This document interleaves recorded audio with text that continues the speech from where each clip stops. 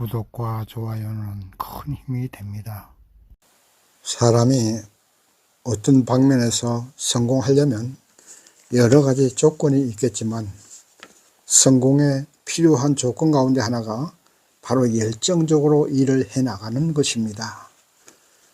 남들보다 능력이 부족해도 그 일을 즐기면서 열정적으로 해나가는 사람은 반드시 성공합니다. 그러나 여기서 우리가 꼭 주의해야 될 것이 있습니다.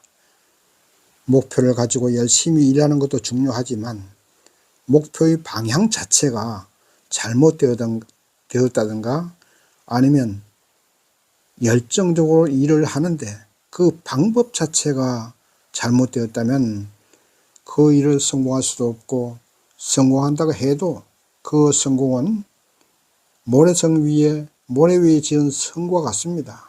언제 무너질지 모른다는 것입니다. 오늘 본문 사도행전 5장은 열정적으로 일을 하는데 방법이 잘못된 사람들과 또 목표의 방향 자체가 잘못된 사람들, 그리고 이들의 방해에도 불구하고서 하나님의 역사는 더 맹렬하게 일어나는 내용입니다. 우리는 오늘 본문 말씀을 보면서 무엇이 잘못되었는지 깨닫고 우리도 혹시나 잘못된 열심을 가지고 내지는 않았는지, 또는 우리의 목표가 방향이 잘못되지는 않았는지 한번 반성해 보는 시간이 되기를 소망합니다. 첫 번째, 아나니아와 삽비라 부부의 비극적 사건에 대해서 공부해 보십시다. 본문 1절에서 10절까지 보면 아나니아와 삽비라 부부가 있었습니다. 이 부부는 베드로와 제자들을 통해서 은혜를 많이 받은 것 같습니다.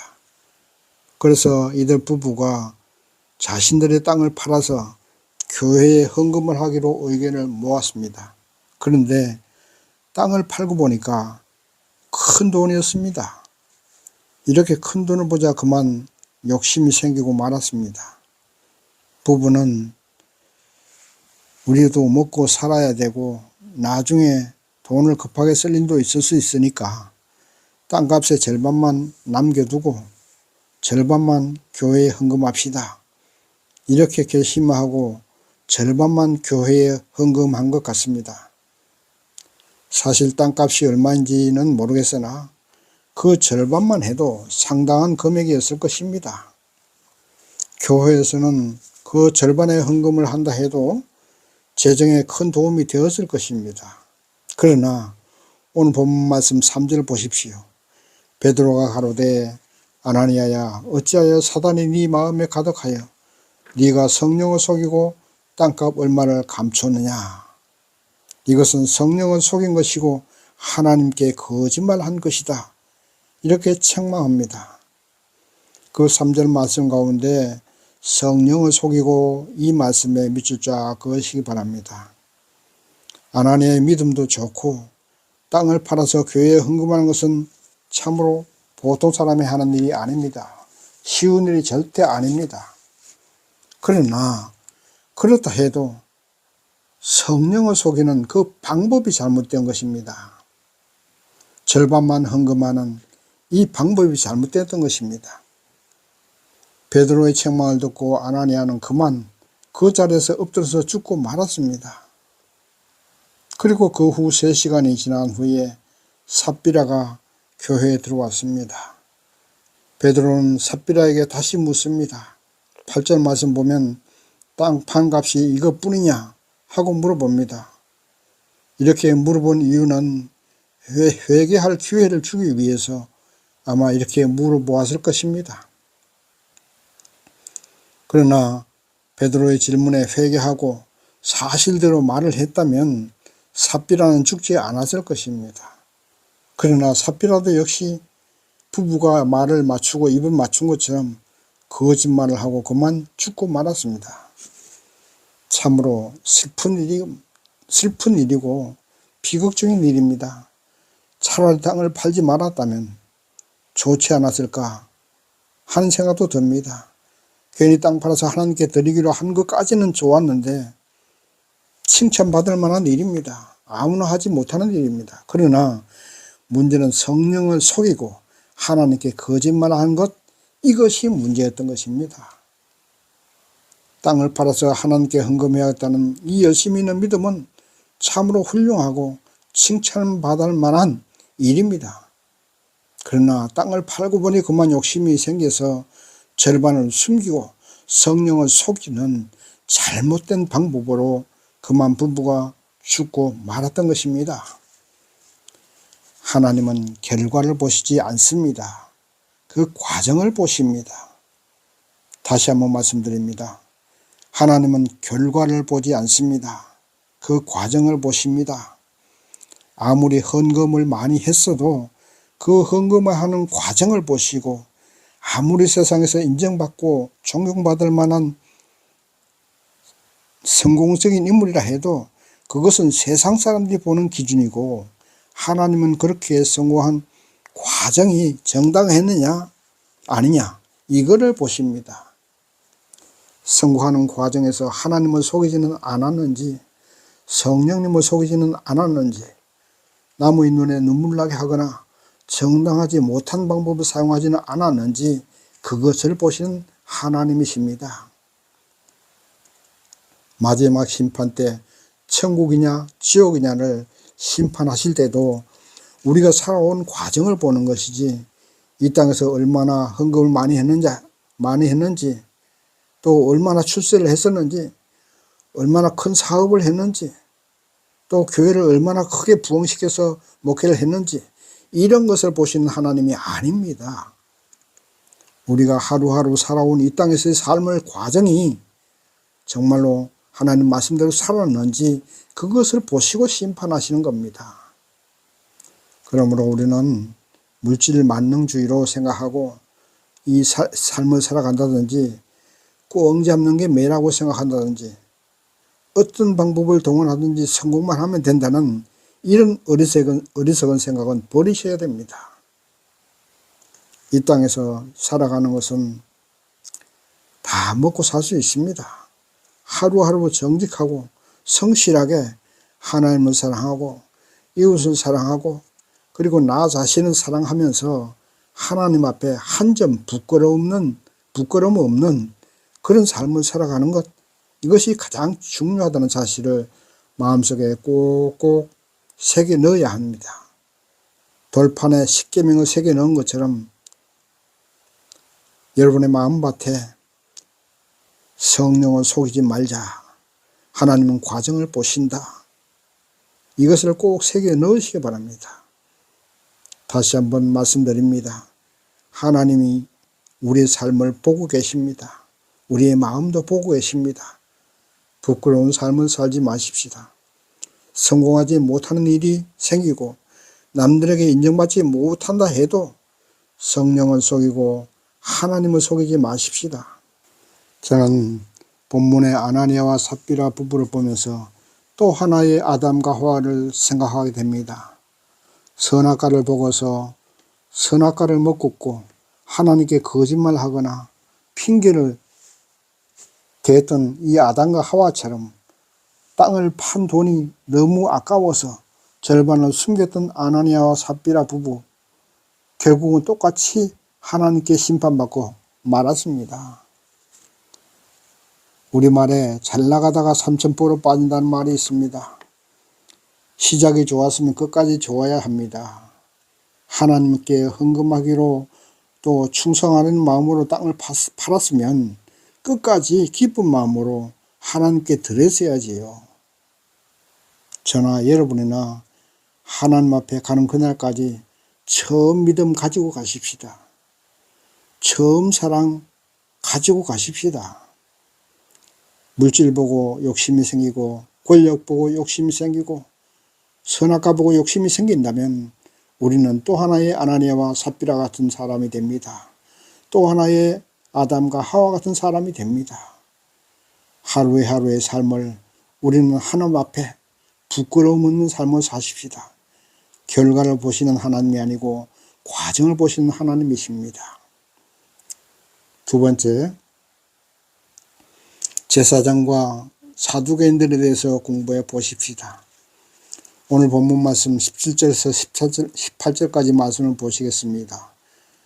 대제사장과 그와 함께 있는 사람, 즉 사두개인의 당파가 마음에 시기가 가득하여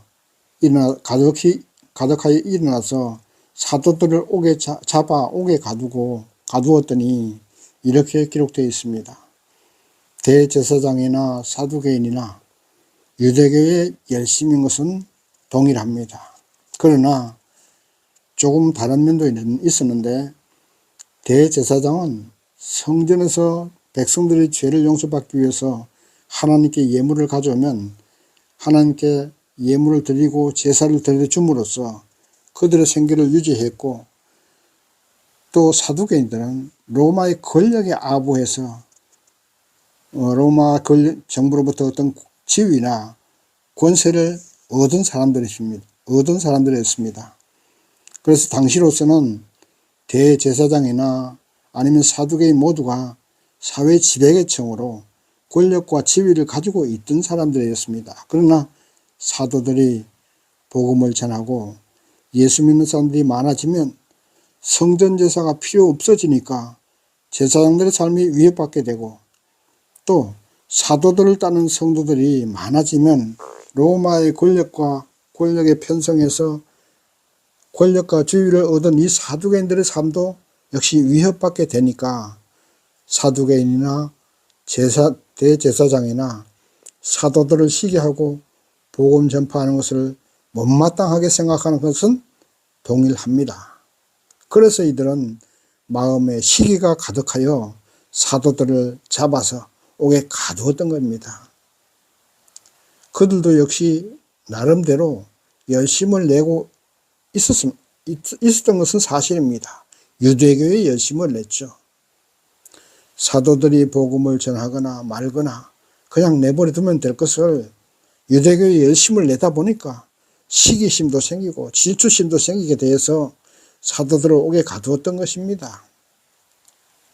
문제는 열심을 내는 방향 자체가 잘못된 것입니다. 열심을 내야 할 방향은 예수 그리스도 그분께 충성하는 것입니다. 구약의 완성이 예수님이고 예수님 안에서 제사장 제도가 다 폐해졌습니다.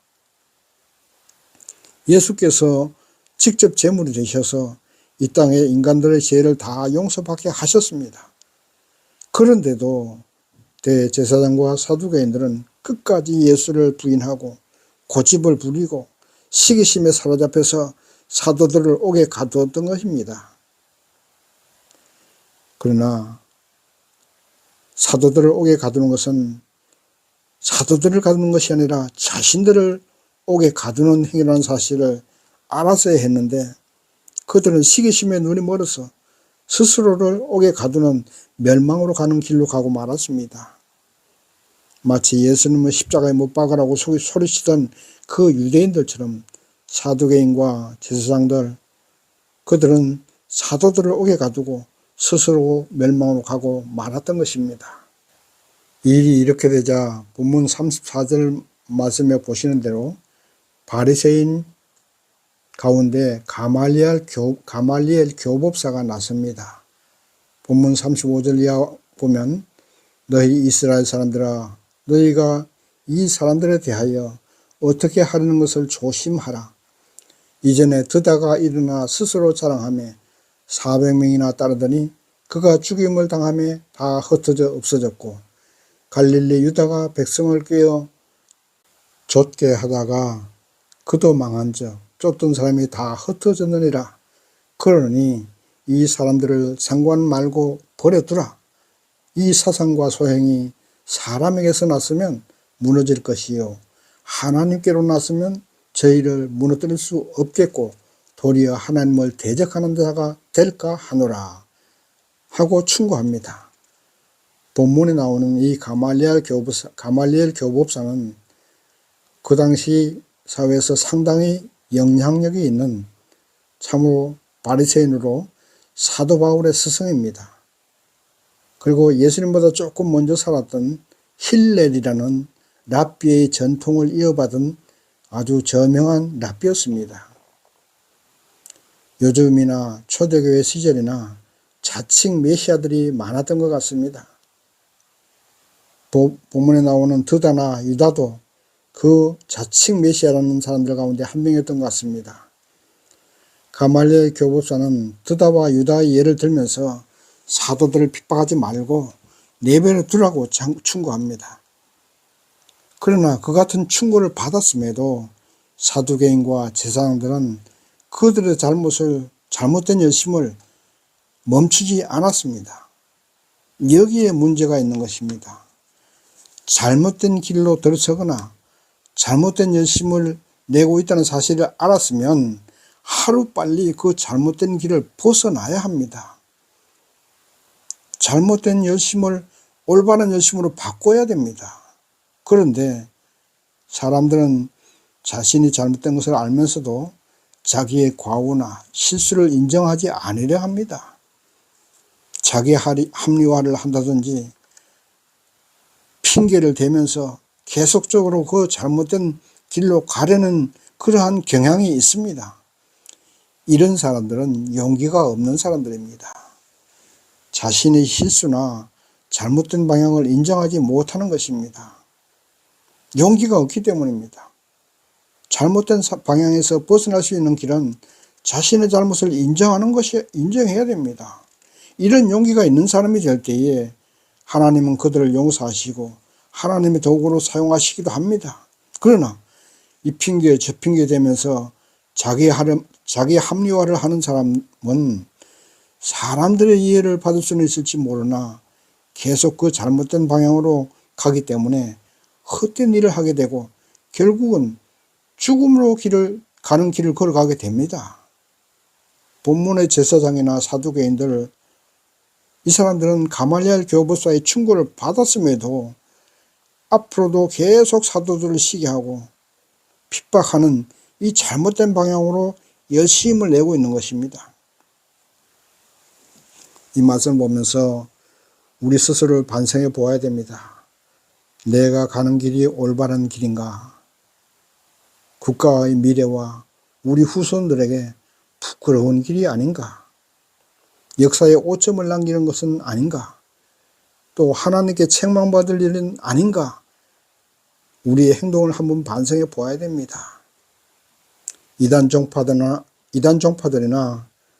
이데올로기의 함정에 빠진 사람들은 자신들의 길이 바르지 않다는 것을 알고 나서도 그 길에서 돌아서지 않으려 합니다. 용기 있게 그 길에서 벗어나는 사람들은 변절자로 낙인 찍고 테러를 행하기도 합니다. 바로 본문의 사두개인과 제사장들과 같은 것입니다. 우리 이 시간에 잘못된 믿음의 길로 가고 계신 분이 있다면 나의 잘못되었음을 인정하고 용기를 내시고 회개하십시다. 그 용기를 내는 그것이 바른 길로 걸어가는 비결입니다. 하나님 보시기에 부끄럽지 않고 역사에 부끄럽지 않고 국가와 사회에 부끄럽지 않은 그러한 길을 가야 됩니다. 그렇게 할 때 하나님은 우리를 용서하시고 하나님의 도구로 사용하여 주실 것입니다. 세 번째, 베드로와 사도들에 대해서 보십시다. 본문 말씀 29절 말씀 보시니까 베드로와 사도들이 대답하여 가로되 사람보다 하나님을 순종하는 것이 마땅하니라. 이렇게 기록되어 있습니다. 사람보다 하나님을 순종하는 것이 마땅하다는 이 말씀에 밑줄 쫙 그으시기 바랍니다. 이것이 우리가 세상에 살면서 걸어가야 할 길이고 열심을 내야 할 방법입니다. 저나 여러분이나 하나님을 믿고 주 예수님을 따르기로 작정했습니다. 그렇다면 아무리 어려운 일이 있고 또 핍박이 오고 환난이 온다 해도 하나님 말씀 순종하는 것, 이것이 하나님 앞에 칭찬받을 일입니다. 이 방법이 올바른 방법이고 이 길이 올바른 방향입니다. 물질적으로 어렵다고 세상적인 방법을 동원한다든지 핍박에 못 이겨서 믿음의 길에서 벗어나는 그런 방법은 택한다면 하나님을 순종하는 것이 아니고 사단의 유혹에 넘어가는 것입니다. 사람보다 하나님께 순종해야 됩니다. 사람보다 하나님께 순종해야 됩니다. 사단의 유혹에 넘어가지 말고 성령 하나님께 순종해야 됩니다. 다시 한번 말씀드립니다. 우리는 하나님을 믿고 주 예수님을 따르는 십자가 군병들입니다. 그렇다면 사람보다 하나님을 순종하십시다. 사단보다 성령님의 인도하심을 따르십시다. 힘들고 외롭고 세상이 외면하고 세상이 조롱해도 성령님의 인도함을 따라야 됩니다. 믿음으로 살아간다는 것이 결코 쉬운 일이 아닙니다. 이 땅의 권세는 사단이 잡고 있기 때문입니다. 그러나 끝까지 의로운 믿음의 길로 가야 됩니다. 끝까지 성령을 의지하고 성령님과 함께 동행해야 됩니다. 오늘 본문의 사도들은 성령님과 동행했습니다. 그러자 수많은 병자들이 치료받은 기적이 일어났습니다. 귀신 들린 사람도 치료받았습니다. 그러다가 사도들은 옥에 갇히기도 했습니다. 그러나 옥에 가두고 그 사도들을 지키는 병사들이 보초를 서고 있어도 하나님의 천사가 그 사도들을 옥에서 풀어주었습니다. 이것이 성령님의 능력입니다. 하나님의 보호하심입니다. 사도들의 능력도 베드로의 능력도 아니고 성령님의 능력입니다. 저나 여러분이나 우리는 연약한 인간들입니다.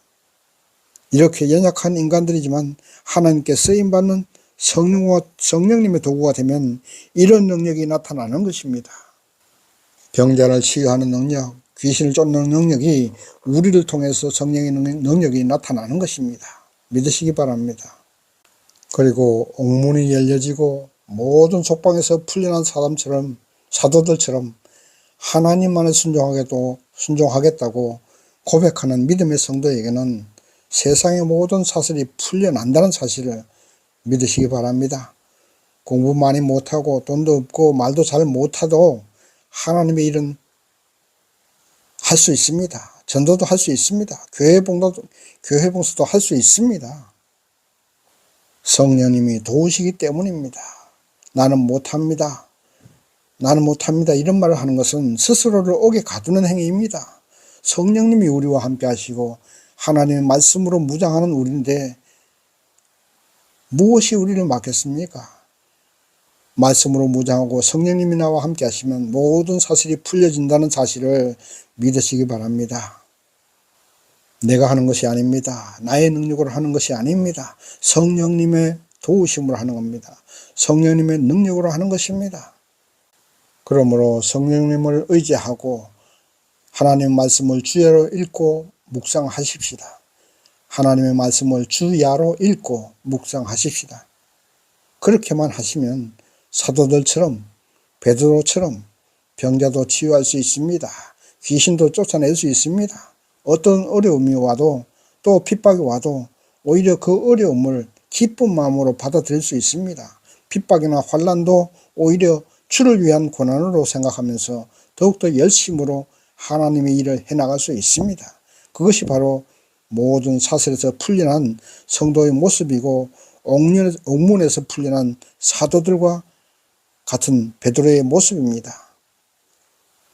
본문 40절에서 42절 말씀 보시면 사도들은 채찍으로 맞고 다시는 예수의 이름을 말하지 말라고 협박을 받지만 오히려 그런 능력을 기뻐하면서 성전에 있든지 집에 있든지 예수 그리스도를 가르치기와 전도하기를 쉬지 아니하리라고 기록되어 있습니다. 바로 이런 모습이 우리의 모습이 되어야 됩니다. 이제 말씀을 정리합니다. 세상은 끊임없이 우리를 유혹합니다. 그리고 핍박합니다. 어려움도 줍니다. 괴로움도 줍니다. 그러나 우리는 오늘 잘못된 열심을 내는 이 사두개인과 바리새인들을 보았습니다.